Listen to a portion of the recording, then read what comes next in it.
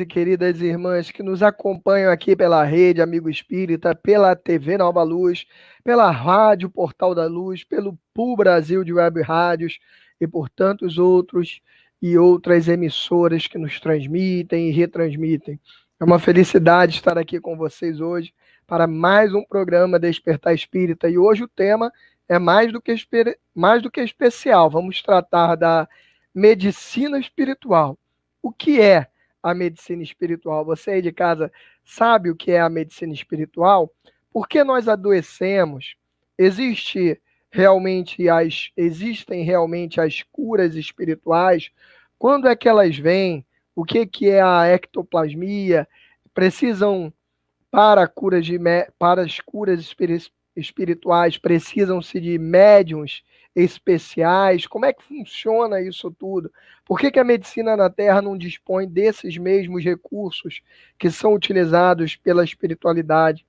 Todas essas questões nós vamos tratar hoje aqui com o nosso querido irmão Fábio Dionise, que é um trabalhador espírita. Bota o nosso querido irmão na tela aqui, por gentileza, produção. É um querido trabalhador espírita. Ele, além de palestrante, é escritor espírita também. Tem um livro, inclusive, sobre o tema. É um livro que nós vamos apresentar aqui daqui a pouco sobre a questão da medicina espiritual, que, aliás, eu e meu irmão nós já tivemos o prazer. Eu tive essa satisfação de receber lá no estúdio da TV Nova Luz, pessoalmente, para uma palestra sobre esse livro, uma entrevista que nós fizemos sobre esse livro. Então, queria agradecer, dar as boas-vindas e falar para você, querido Fábio, que dê as boas-vindas aos nossos irmãos de casa. Eu queria agradecer também a oportunidade de estar aqui conversando com vocês, né? Compartilhando daquilo que eu vivencio há alguns anos aqui no Recanto de Luz Irmã Sheila, que é um centro que trabalha muito com curas e cirurgias espirituais. Desejar muita paz no coração de vocês todos e que todos nós sejamos intuídos, porque, na verdade, a orquestra é a espiritualidade, nós somos apenas instrumentos e que aproveitamos, na realidade, o conhecimento deles. Muito obrigado. Querido Fábio, muito obrigado você também pela sua disponibilidade, tá? E por estar aqui dividindo conosco esse conteúdo tão maravilhoso que você tem. Deixa eu só dar as boas-vindas aqui ao nosso pessoal de casa, nosso querido Luiz Romeu fazendo aqui a recepção do pessoal, querido trabalhador, Enira Feula, Janice Mustage, boa noite, Américo, boa noite, Fábio Dionise, todos do chat, nosso Jefferson, nossa Maria, Terezinha, Lorena Oliveira, Zenaura Peralva, nossa querida Poliana Correia, também aqui da equipe técnica da TV Nova Luz, junto com Cassiano Rodrigues, junto com Luiz Romeu, junto com o nosso querido Diego. Sejam todos bem-vindos. Arley Leonardo, nosso Daniel Cardoso, Maria do Carmo, Neide Ferreira, Fátima Mota, querida trabalhadora, Maria do Horto, sejam todos muito bem-vindos. Daqui a pouco eu volto para falar mais um pouquinho com vocês, mas para a gente aproveitar bem o tempo do nosso querido convidado, tragam as suas perguntas sobre a medicina espiritual. E já que nós estamos tratando sobre a medicina, que nós vamos falar bastante sobre a cura, antes disso, antes de eu te perguntar o que é a medicina espiritual, queria que você falasse para a gente, Fábio, por favor, por que nós adoecemos? Eu vou me basear em André Luiz e Emmanuel, né? Em Leis de Amor, o Emmanuel ele coloca que praticamente todas as doenças são criadas por nós mesmos, né? Existem algumas exceções. Por exemplo, o meu modelo reencarnatório tem um tempo de vida, certo? Então, eu vou envelhecendo, a minha máquina vai se entrando em fadiga, e eu vou perdendo funcionalidades e, consequentemente, eu sou sujeito a ter problemas, disfunções e assim por diante. Isso é modelo, foi como nós fomos concebidos para presente aprendizado reencarnatório. E tem doenças que são provocadas por causa do habitat. Por exemplo, eu como alguma coisa que meu corpo não está preparado para isso, né? Nós somos envenenados, muitas vezes, pela comida. Somos envenenados por muitas coisas que hoje nós não temos ainda a noção de que sejam venenos.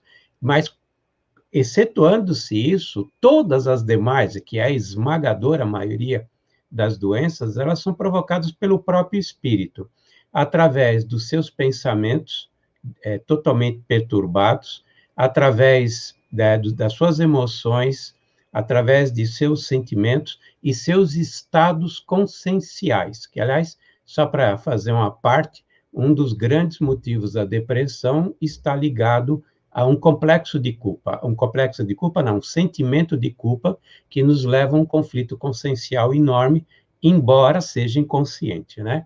Então, na verdade, nós somos os fatores geradores.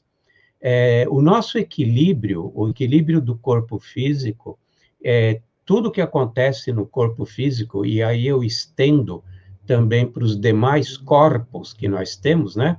Nós temos o corpo perispiritual, que é o perispírito, o corpo espiritual, que é o perispírito, e temos o corpo mental. Esses dois foram citados por André Luiz, e ele comenta, olha, precisamos prestar atenção no que os espiritualistas falam a respeito dos demais corpos, né?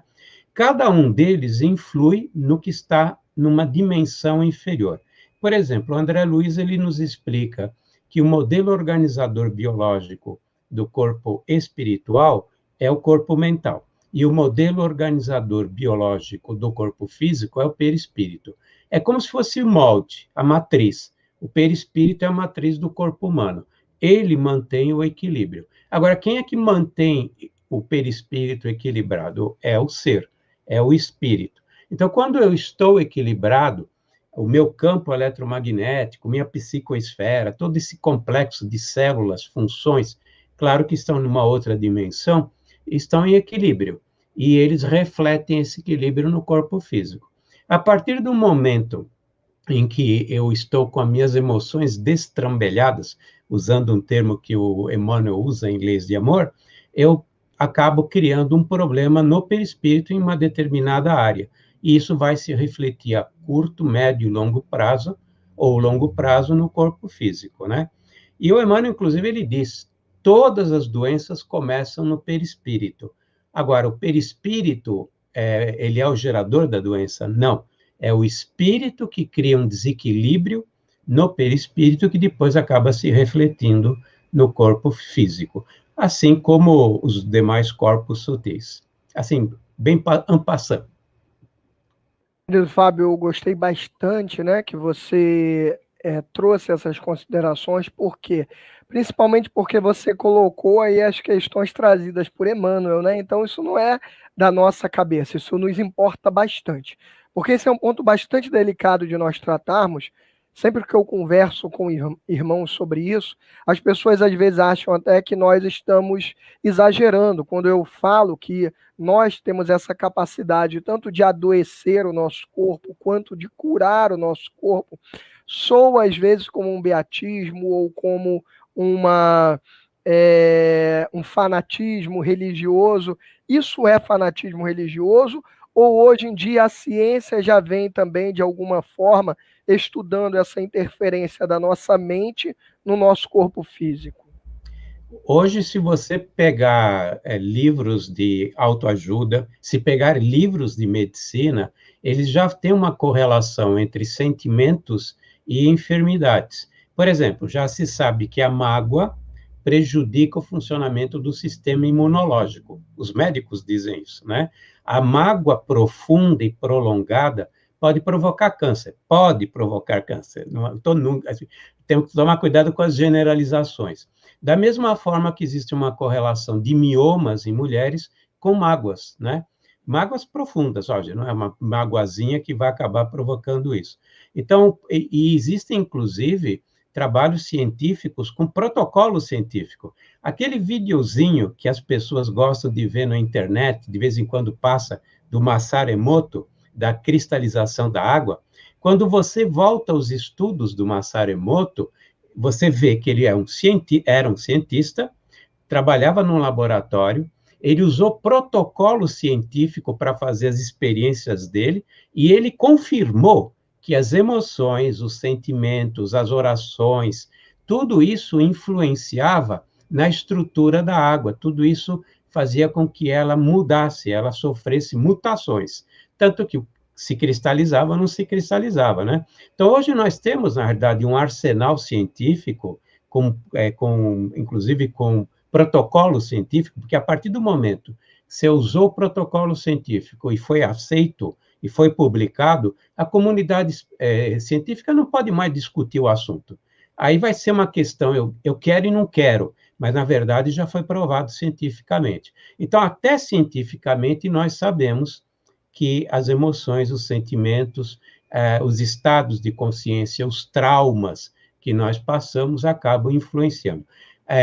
Como isso acontece, aí há uma divergência. Nós que somos espíritas e os espiritualistas, nós também somos espiritualistas, sabemos que, na verdade, o espírito é uma entidade e o corpo físico simplesmente é um envoltório.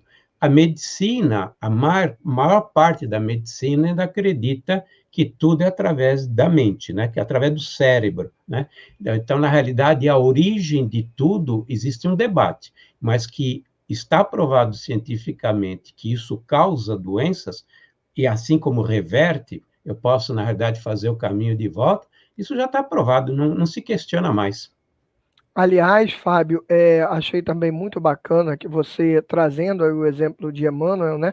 Isso mostra para gente que em muitas coisas o Espiritismo ele anunciou e posteriormente a ciência veio a comprovar, né? Eu me recordo até de alguns fatos que foram falados em relação a, por exemplo, algumas datas da Bíblia, né? Que algumas obras de Chico Xavier, elas já falavam sobre umas datas lá que posteriormente os historiadores foram lá e confirmaram aquilo ali. Então, não é o fato de nós hoje não termos a comprovação de algo na ciência que implica que aquilo ali não é verdade. Isso aí também eu queria deixar bem claro para os irmãos de casa.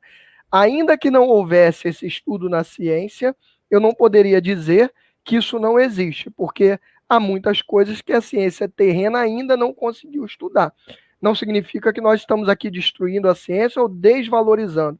Damos total valor. Aquilo que a ciência descobriu, nós não vamos jamais negar. Se o Espiritismo hoje vier me dizer que a Terra é plana, eu não vou aceitar, porque a ciência mais do que provou que a Terra não é plana. Estou dando um exemplo aqui. Então, todas as vezes que a ciência comprovar algo, que ela comprovar pelo método científico que aquilo ali existe, eu vou voltar os meus olhos e tender a crer naquilo ali, por óbvio. Agora, o fato da ciência não ter estudado, nós não podemos abandonar, não é verdade? Que existe essa diferença, né? Concordo plenamente. Aliás, Kardec, ele disse que nós tínhamos que acompanhar a ciência. E, aliás, quando o Chico escreveu todos aqueles livros maravilhosos, é porque a ciência já estava amadurecendo para recebê-los, né? Então, o Kardec não podia ter passado as informações que estão em evolução em dois mundos, nos missionários da luz e assim por diante. Então, nós temos que acompanhar. Veja, por exemplo, quanta coisa se debateu contra André Luiz, porque daquilo que ele falou a respeito da glândula pineal. E hoje tem estudos científicos americanos com publicações científicas atestando o que o André Luiz escreveu muitas décadas atrás e que não eram aceitas, né? Eu vou citar um outro exemplo, agora eu vou esquecer, mas esse da glândula pineal é um exemplo típico. Por exemplo, o André Luiz, ele diz o seguinte, que nós emitimos raios tão poderosos como o raio, ele não usa a palavra raio-x, mas nossos raios são tão poderosos e afetam diretamente o núcleo celular. E esses raios entram pelo citoplasma, vão para o núcleo e atingem os genes. Foi um debate enorme, porque na medicina da época, isso na década de 50, se acreditava que, na realidade, todas as ordens que chegavam no núcleo, que chegavam na célula, passavam pelo núcleo e depois iam para o citoplasma. E hoje já está provado que o caminho era o que o André Luiz falou, né? Então, nós temos uma série de informações que estão na literatura espírita séria, que inclusive vai ser desvendado, que a ciência vai ter que chegar lá, e que nós também não compreendemos. Até nós temos dificuldade de alcançar aquilo que está nas entrelinhas, aquilo que está dito por Emmanuel e André Luiz. Só para você ter uma ideia, esse leis de amor que eu utilizei para falar sobre as doenças foi publicado em 1963. Caramba! Agora nós falamos sobre isso. São uns 10 anos para cá que nós estamos aceitando, mesmo dentro do espiritismo, o poder das emoções, dos sentimentos, dos pensamentos em cima de nós mesmos. E foi em 63, um livro que durante muito tempo, inclusive, deixou de ser publicado. As pessoas não tinham interesse no livro, e a FEB levou muito tempo até publicar novamente esse livro. Querido Fábio, deixa eu só dar as boas-vindas aqui a mais irmãos, tá? Dois amigos queridos aqui, o nosso querido Ari, nosso querido Félix, Ari, o anjo de luz, aqui eu falo da Nova Luz, nosso querido Félix, lá do SEAC de Copacabana, minha amiga Ana Maria Correia, todos os irmãos que continuam chegando no chat aqui, eu estou olhando o nome de cada um de vocês aqui, tá? Tragam perguntas para o nosso querido Fábio Dionísio, esse tema de hoje é interessantíssimo e o programa fica muito melhor quando você aí de casa traz as suas perguntas. Minha mãe também está aqui no chat, Vera Lúcia está falando aqui conosco, o Ari acabou de aparecer a mensagem dele aí. Sejam todos muito bem-vindos, tá? O programa só fica legal quando você aí de casa coloca a sua pergunta. Então, tragam perguntas para cá. Enquanto o pessoal não traz, eu vou tirando minhas dúvidas por aqui, Fábio. Fala para mim, por favor, Fábio, é possível a gente diferenciar ou colocar alguma característica que diferencia a medicina material da medicina espiritual? Então, agora eu vou falar o que eu sei, tá bom? Por exemplo, por que a medicina espiritual ela tem um resultado melhor do que a medicina da Terra? Nós sabemos que a medicina, por exemplo, na esfera onde se encontra a Alvorada Nova, nosso centro está ligado à Alvorada Nova, no Hospital de Sheila, está 50 anos à frente da medicina da Terra. E é um fato, porque a gente verifica isso no dia a dia, aqui no próprio Sheila. Agora está parado, mas a gente percebe as técnicas. Inclusive, a gente percebe como a espiritualidade está inovando técnicas. No passado, por exemplo, as cirurgias espirituais deixavam a pessoa meio esquisita alguns dias, tinha que ter todo um preparo inicial, depois tinha que ter uma convalescência e assim por diante. As técnicas, inclusive, das cirurgias espirituais mudaram, elas se tornaram mais modernas ainda. Então, a medicina espiritual é a medicina que a Terra terá daqui a alguns anos. Esse processo, ele é sob permissão de Jesus. Por exemplo, o remédio para o câncer existe. Nós daqui da Terra não conhecemos, eu também não conheço, mas a espiritualidade diz que existe. E quando eles têm autorização de utilizá-lo para curar alguém que está com câncer, ele é utilizado porque aquela pessoa ou tem merecimento ou tem uma necessidade de programa reencarnatório para que receba esse remédio. Isso tem acontecido ao longo de toda a história. E existem esferas espirituais aqui na Terra, aí eu estou falando de Eugorina Cunha, estou falando de Chico, né? Chico Xavier, que a medicina está 200 anos na nossa frente. Isso com relação à própria ciência, né? Porque as crianças nascem com tanta facilidade com os eletrônicos? Porque, na realidade, esses eletrônicos já existiam no mundo espiritual e as crianças, os espíritos, já foram preparados, já estavam acostumados a utilizar esses equipamentos. Então, as técnicas são com equipamentos muito mais sofisticados, as técnicas cirúrgicas fazem corte e cicatrização praticamente instantânea, é atemporal, a gente não percebe, mas houve corte, houve sutura, houve cicatrização. Se eles quiserem deixar uma prova, eles deixam a marca. E a prova maior não é essa, porque se a pessoa faz uma cirurgia espiritual e não faz o resguardo de 3 dias, que é não faça esforço, os pontos abrem e existe hemorragia. Como é que ponto pode abrir se não houve cirurgia, né? Então, a gente vive isso e a gente sabe que existe essa modernidade. E, aliás, o próprio Divaldo comenta em alguns casos, né? Por exemplo, o câncer que ele teve na garganta, em 1954, que foi curado pela irmã Sheila, corporificada, ou seja, através da mediunidade belíssima de Chico Xavier, ela se materializou e ela veio com um aparelhinho que parecia uma caneta que tinha uma luz intermitente. E ela falou para o Divaldo, isso com 5 testemunhas em volta, né? Falou para o Divaldo, isso vocês não têm ainda, nós não temos a permissão que vocês tenham esse instrumento. Esse instrumento é um aparelho portátil de aplicações de rádio, e eu vou curar a tua garganta, que ele tinha câncer, através de 2 aplicações. Vai doer, Divaldo, mas você vai ficar curado. Então, ela trouxe essa mensagem que é divulgada pelo Divaldo. Existem vários congressos, ele tem falado sobre isso, pelo menos antes da pandemia, ele já tinha falado isso várias vezes, que são equipamentos que hoje nós não temos ainda, mas que nós teremos. Jesus, ele dosa essa chegada de metodologias, equipamentos, remédios, proporcionalmente às nossas necessidades. Hoje nós precisamos, por exemplo, vivenciar essa pandemia que é o câncer, né? Falando em pandemia, nós vimos uma escalada de casos de câncer nesses últimos anos. A gente cuidava de 20 casos sérios de câncer, muitos deles que a medicina já não tinha muito o que fazer. Hoje, antes da pandemia, nós chegávamos a ter 70, 80 casos, tudo isso em 3 anos, né? Então, a gente percebe que é uma necessidade. Então, enquanto a gente tiver essa necessidade, nós não vamos ter o remédio do câncer aqui na Terra. Mas as pessoas que fazem jus, ou precisam, por causa do programa reencarnatório dele, ou da família, ou de alguém ligado a ele, acabam recebendo esses remédios, ou esses procedimentos, ou são utilizadas essas técnicas cirúrgicas.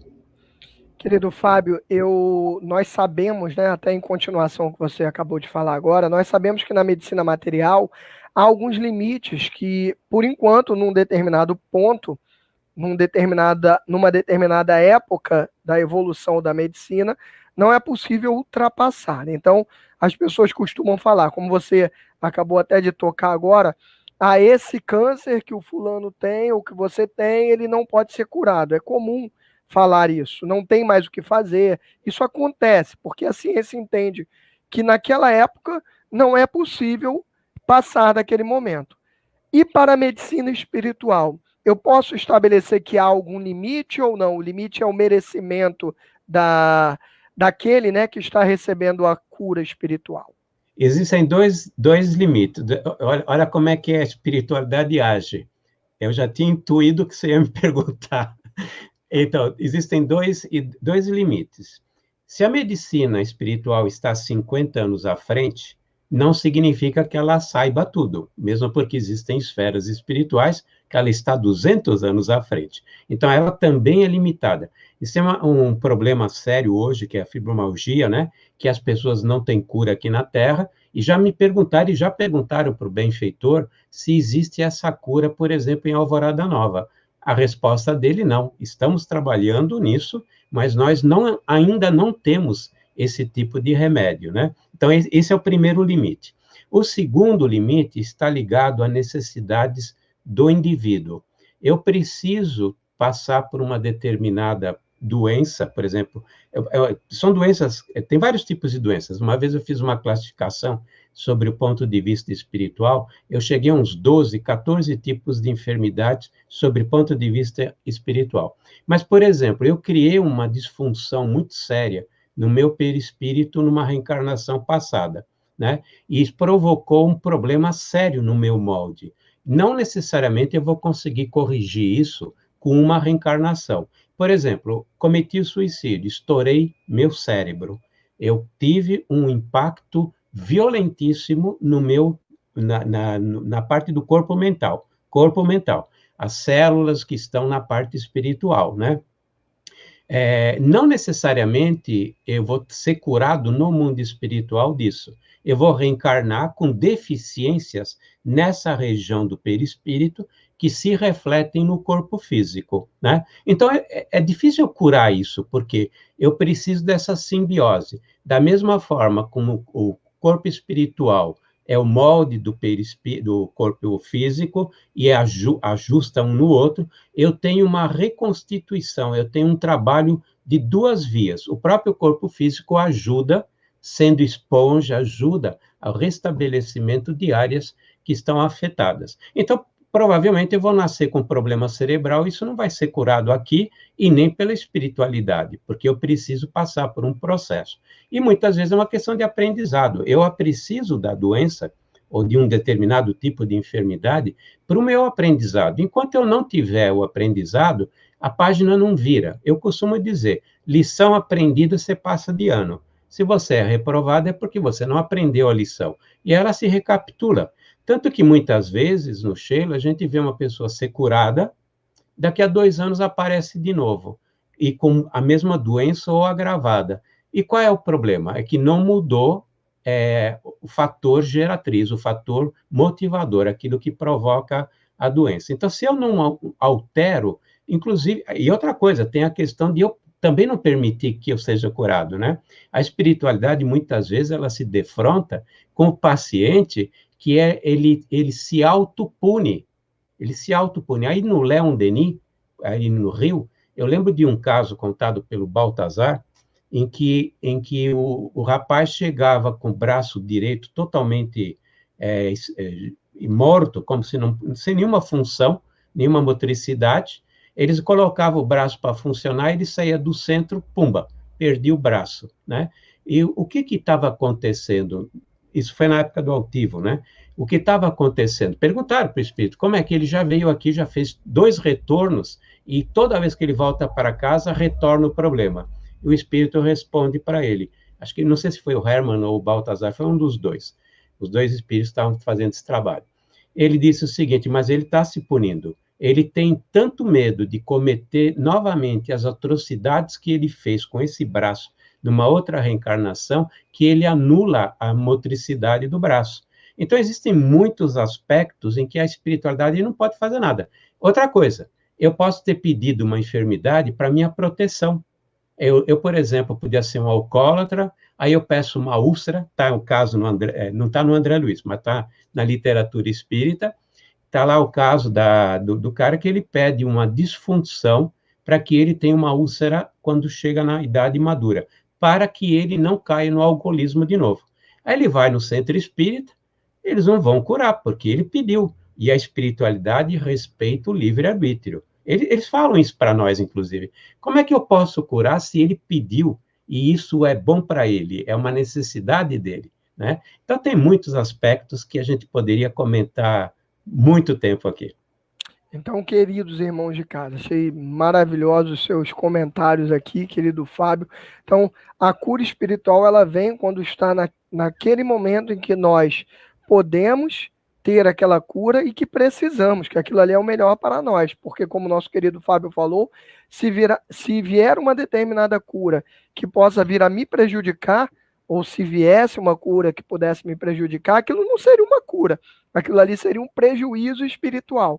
Então, por isso, sempre é importante que nós cuidemos muito mais da nossa moralidade, das nossas questões espirituais, porque se nós ficarmos buscando a cura sem cuidarmos da parte moral, não obteremos o benefício da cura. Por que não obteremos? Porque, como muito bem disse o nosso querido Fábio, se aquela cura lhe vier, ela pode acabar sendo um meio de eu entrar num determinado erro. Então, a espiritualidade, que conhece os nossos pensamentos, as nossas tendências, enquanto ela percebe que nós ainda temos determinada tendência, então o nosso irmão acabou de falar do irmão que tinha o braço lá que cometia algumas atrocidades.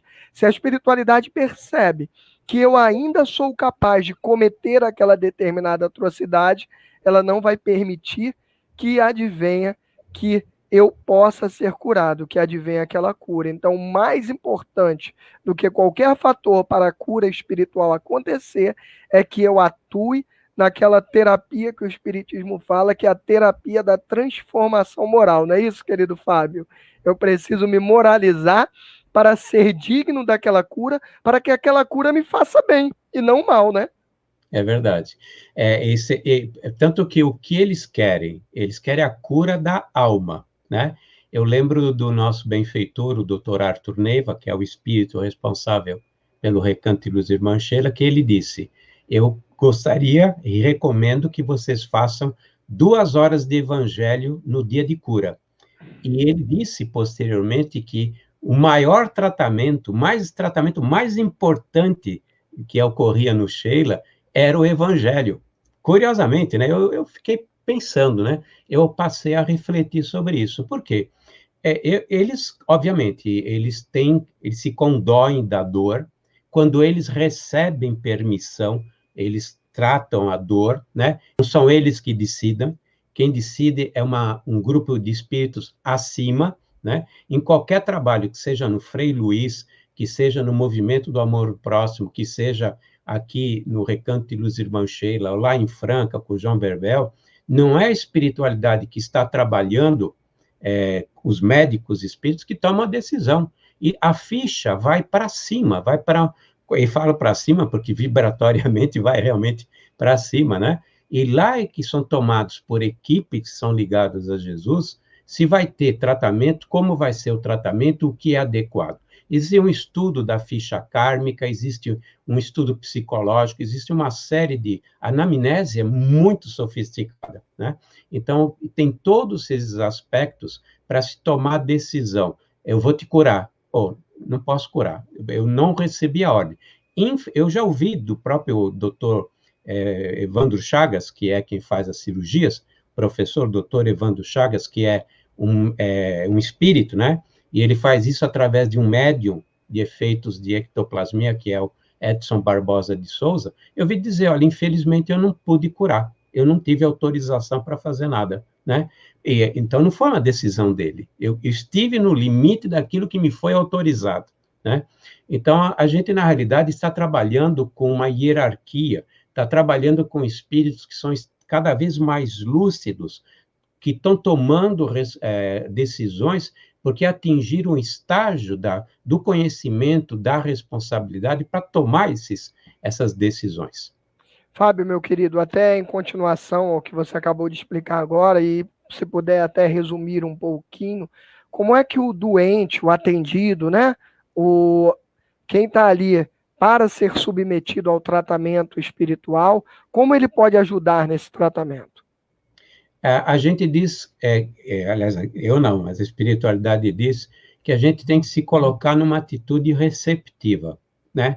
Se eu mantiver o padrão, por exemplo, chego lá, eu estou negativo, não, eu acho que não vai dar certo, eu vim porque minha mulher ficou me insistindo para que eu viesse aqui, eu não acredito nisso aqui, isso, aquele outro, eu me fecho, então fica mais complicado a cura.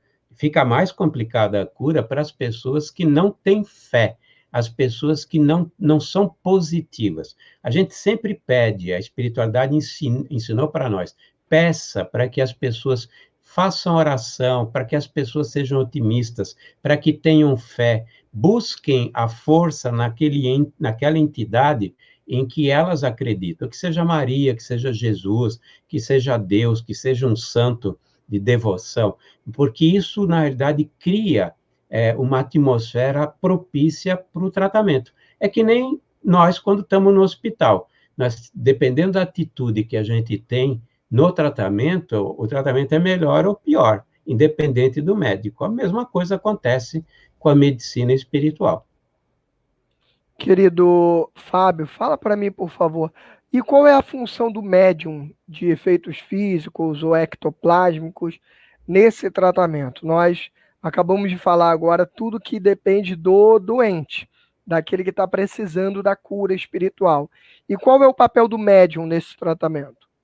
O médium, ele, no caso específico do Edson Barbosa, ele é um médium de efeitos físicos, de ectoplasmia de cura, porque existe a ectoplasmia de materialização de espíritos e aquele de cura. Então, ele já foi preparado. Por exemplo, antes de ele reencarnar, durante uns 22 anos, se não me falha a memória, ele foi preparado no mundo espiritual para esse ministério que ele exerce aqui. Então, o próprio projeto e a própria influência genética foi potencializada ou foi negativada. Todo projeto cromossômico, todo projeto reencarnatório, a preparação psicológica, as funcionalidades que ele tem, os dons Por exemplo, a glândula pineal de um médium é diferente de uma glândula pineal de um ser que não tem dons mediúnicos ostensivos, né? Então, existe uma preparação. Mas o médium, ele é apenas um instrumento. É que nem um bisturi. Existem bisturis fantásticos e existem bisturi meia boca, né? Então, ele é preparado para que ele seja um instrumento fiel. E vai depender dele, inclusive, o preparo para o próprio dia, o preparo com conhecimento. O médium precisa de conhecimento do que vai ser feito através dele. Precisa estudar, porque tudo isso tem que estar dentro da nossa caixola, né? Está dentro do nosso conhecimento. Eu usei caixola por brincadeira, hein, pelo amor de Deus. Tem que estar dentro do nosso conhecimento. Então, por exemplo, um médium de efeitos físicos, ele tem uma capacidade de emissão de ectoplasma muito superior a qualquer ser que não tenha o dom mediúnico. Outra coisa, eles são preparados para serem usinas de força. Então, por exemplo, a espiritualidade traz fluidos espirituais e fluidos da Terra, passa através dessa unidade de força e extrai do médium energias sutilizadas, como se fosse um prisma. Você passa a luz e há uma decomposição das cores, né? E cada uma dessas energias, elas já são preparadas para algum determinado tipo de fim. Por exemplo, a ectoplasmia serve, voltando à ectoplasmia, serve para efeitos de materialização. No momento em que você tem um tumor na próstata, e se faz um encapsulamento do tumor na próstata para que ele não se desenvolva. E por que ele não se desenvolve? Porque ele não recebe os nutrientes para poder progredir. A célula necessita de nutrientes, então essas células são isoladas através de uma cápsula física. Isso é um processo de materialização que se utilizaram, podem se utilizar, não necessariamente utilizam um médium para que seja realizado isso, né? Então, ele é um instrumento, ele tem potencialidades que nós não temos. Ele tem uma capacidade de incorporação que é necessária, por exemplo, o Edson Barbosa, ele é inconsciente, ele passa a ser um bisturi na mão do Dr. Evandro Chagas, né? E ele nem lembra do que aconteceu. Depois a espiritualidade comenta os casos e fala o que aconteceu, e ele fica sabendo, né? Mas ele é um instrumento, por causa dessas capacidades, eu citei algumas, né? Algumas capacidades que ele tem. Até o próprio receituário, por exemplo, o receituário que ele recebe no começo dos trabalhos de cura. Olha só, querido Fábio, me permite só um minutinho para eu falar com o pessoal aqui no chat. Queria conversar com vocês que nós temos os grupos de WhatsApp da TV Nova Luz e da Rede Amigo Espírita, Momento Marketing da TV Nova Luz aqui e da Rede Amigo Espírita.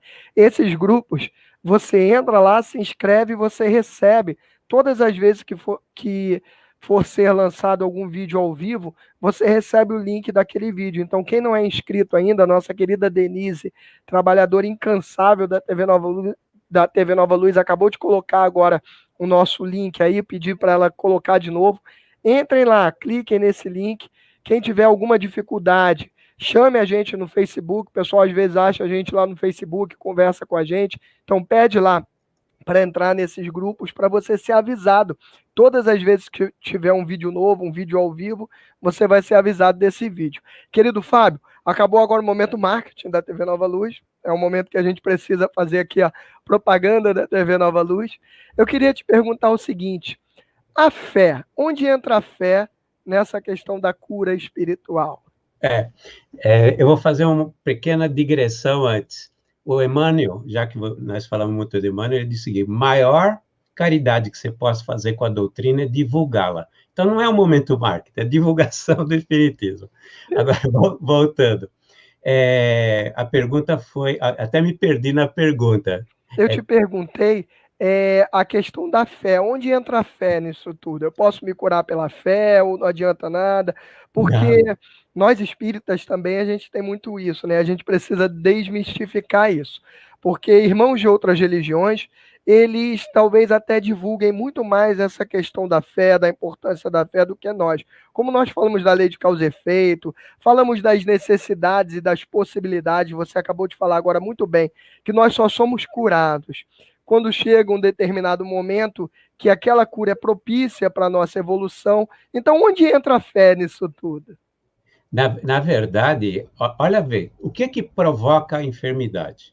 Nossos pensamentos, nossas emoções, sentimentos, estados conscienciais e assim por diante. Como isso afeta o perispírito, né? E afeta os outros corpos sutis? Ele cria depressões, cria buracos, cria disfunções e assim por diante. Nós perdemos a estabilidade da composição dos nossos corpos espirituais. Quando eu tenho, e outra coisa, existe a frequência vibratória. Por exemplo, eu estou extremamente magoado, deprimido, a minha frequência vibratória cai. A minha psicoesfera reflete essa questão da minha frequência vibratória que caiu. Então, por exemplo, eu começo a atrair energias negativas, atraio espíritos que também são sofredores e que também estão doentes e acabam adoecendo até pelas próprias energias negativas que eu estou atraindo pela lei da afinidade, certo? Quando eu tenho um pensamento positivo, a fé não deixa de ser um pensamento positivo. Eu acredito no poder de Deus. Eu acredito que Deus pode me curar. Eu acredito na bondade da espiritualidade que está agindo, né? O que é que eu estou fazendo? Eu estou mudando minha frequência vibratória. Eu estou me reharmonizando. E eu estou dando, na realidade, inclusive, comandos para mim. É inconsciente, mas eu estou dando coisa. O nosso mentor, ele diz o seguinte: todos nós temos o poder da cura. Olha a frase. Todos nós temos o poder da cura. Qual é o limitante? É a crença. Eu posso acreditar ou posso não acreditar. Mas eu vou mais longe. Eu posso saber que isso é verdade e posso não saber. Porque a fé, como crença, já é fantástica. Já faz um trabalho maravilhoso de reharmonização. Agora, quando você sabe das potencialidades que você tem e utiliza essas potencialidades para se reharmonizar, você é capaz de fazer, entre aspas, milagres. Eu vou usar eu até citei uma vez, um médico me falou, eu não sei se é real ou não, mas foi um médico que eu confio muito, ele disse o seguinte: muitos na medicina acreditam que pelo menos uma vez na vida, todos nós teremos câncer. Mas não é todo mundo que tem câncer durante a sua existência. Então, o que acontece? Porque ele vem e vai? Claro, nós temos inúmeras enfermidades que surgem por estados momentâneos que nós estamos vivendo, estados depressivos. Não é depressão. Por exemplo, estados depressivos. Eu estou ruim, não estou me sentindo legal, sofri um abalo psicológico muito forte, meu sistema imunológico desceu. A partir do momento que meu sistema imunológico não age mais com as mesmas potencialidades que ele tem, eu estou sujeito a doenças. A partir do momento que eu me refaço psicologicamente, não, vamos para frente, que chega para lá, já sofri demais, vou seguir em frente. A vida, na realidade, ela quer uma coisa de mim, ela quer que eu aprenda a ser feliz, né? Aliás, Deus quer que a gente seja feliz, essa é a realidade. E é o que o homem mais busca. Então, quando você tem um pensamento positivo, você está dando comandos para o seu corpo. Só o fato da frequência vibratória melhorar, você já está dando um autopasse em você mesmo. As energias deletérias somem e chegam fluidos positivos por afinidade, né? Então, a fé, que é o crer, é excelente, mas a fé que nós temos, que é o saber, o espírita tem essa vantagem, que é ele sabe. Eu não digo para você, eu tenho fé porque eu creio. Eu tenho fé porque eu sei. O espiritismo me ensinou por leis, né? E a ciência está chegando a isso, né? Que, na realidade, essas coisas são reais. Por exemplo, reencarnação. Nós não devíamos mais debater se existe reencarnação ou não. Dois psiquiatras americanos que nem sabem o que é espiritismo provaram a reencarnação com protocolo científico. O Ian Stevenson e o Jim Tucker. Tem até livro traduzido aqui em português dos trabalhos com 2.500 casos de reencarnações que foram comprovadas. Quando perguntaram se ele sabia o que era espiritismo, ele não tinha a mínima noção. A única coisa que o Tucker respondeu, e foi para um amigo meu, que é o Cássio, lá do Clarim, de Matão, ele disse o seguinte: olha, a única coisa que eu sei é que a reencarnação existe, porque já foi provado cientificamente. Então, eu deixei de crer na reencarnação, eu passei a saber. E olha, o espírita tem essa vantagem, mas precisa estudar, precisa ir buscar para se alicerçar. Nesse momento, se eu sei tudo isso a respeito do meu poder mental, por que eu não posso utilizar a meu favor, pelo menos para me beneficiar numa cura? Eu vou lá e me coloco receptivo para receber o tratamento espiritual. Querido Fábio, a gente já está quase no finalzinho do programa, temos pouquinhos minutos mesmo. Eu queria perguntar a você se você quer citar para a gente algumas técnicas que os espíritos, ou médicos espíritos, eles têm para fazer esses tratamentos. Alguns eu citei. Eu vou citar outros, por exemplo. Além Você dos falou esse do nosso irmão, né? o do Divaldo, que foi uma espécie de caneta que a irmã Sheila Essa materializou. que emite esses pulsos, né? Exato. Outro equipamento que eles utilizam é para fazer uma anamnese, que eles colocam como se fosse um capacete. Você está lá no salão, eles colocam esse capacete e ele faz como se fosse uma tomografia.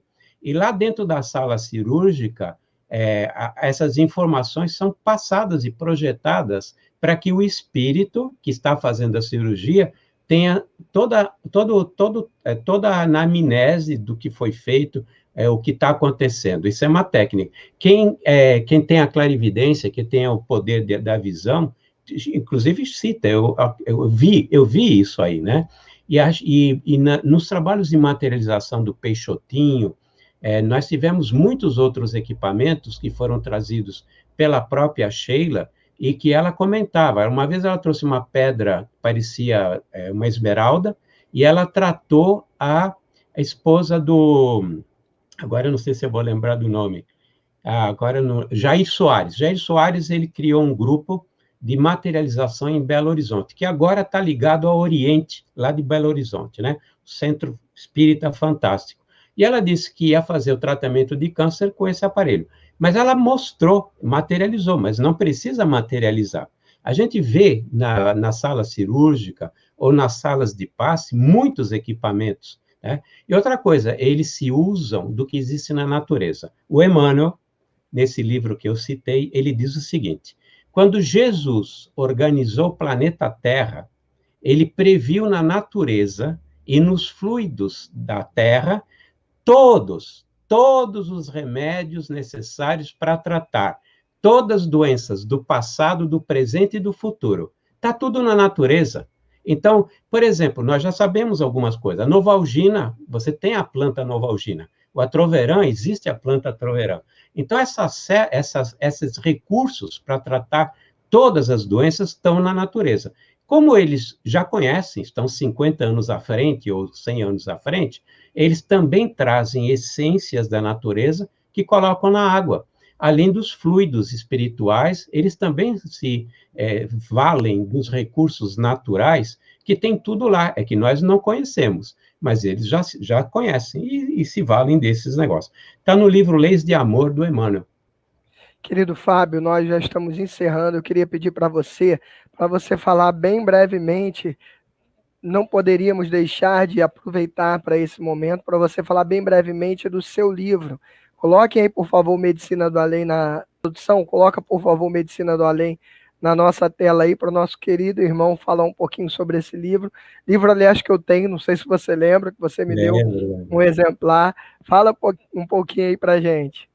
Há 9 anos atrás, o benfeitor espiritual, que é o Dr. Arthur Neiva, ele me pediu que eu escrevesse esse livro. Ele me passou a grade, ele me disse para colocar casos reais, que comprovados, inclusive registrados em cartório, de algumas curas que a medicina já tinha perdido a esperança de curar. Então, são 10 casos, e está lá tudo que nós falamos aqui, muito en passant, está nesse livro. E ele disse na época: não existe ainda um livro que fale sobre o que acontece realmente com essa complexidade. Então, nós fizemos baseado na intuição dele, baseado no que ele pediu que nós fizéssemos, tudo baseado em Kardec, tudo baseado em André Luiz, tudo em Emmanuel, né? E vocês viram que eu não saí disso, eu sempre acabei citando esses ícones nossos, né?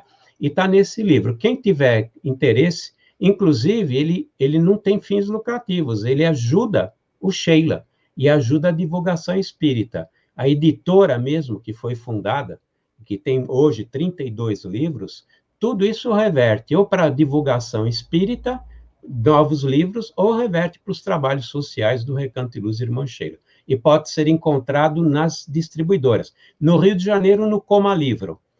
Tem no Boa Nova, tem na Candeia, tem em praticamente, eu não vou dizer todas, mas praticamente em todas as boas distribuidoras espíritas.